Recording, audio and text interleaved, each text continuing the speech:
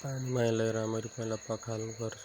पखालेर अनि आगोमा हालेर तताएर उमाल्नुपर्छ।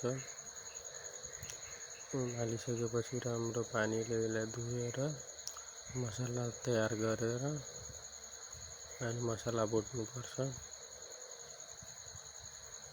मसलाहरू हालेर बेसार, धुलो खुर्सानी अनि धनिया हालेर मजाले भुट्नुपर्छ। यसलाई मजाले भुटिसकेपछि एकछिनपछि रातो हुने गरी भुट्नुपर्छ यसलाई। अनि त्यसपछि यसलाई धुएको घुङ्गा हाल्नुपर्छ।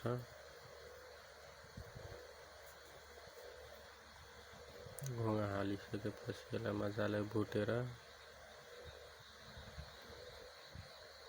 यसमा टमाटर, धनिया यिनीहरू हालेर अनि फेरि मजाले भुट्नुपर्छ।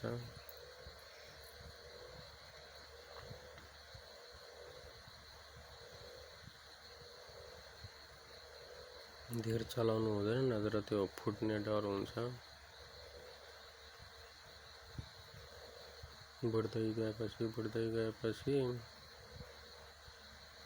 अनि यसमा पानी हाल्नुपर्छ।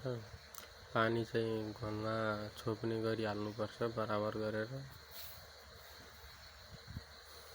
अनि अलि 15 मिनट जति उमाल्नुपर्छ मजाले।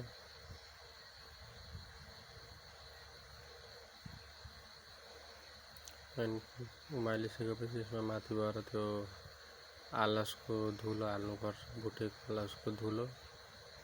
अनि त्यसपछि स्वाद आउँछ खानालाई।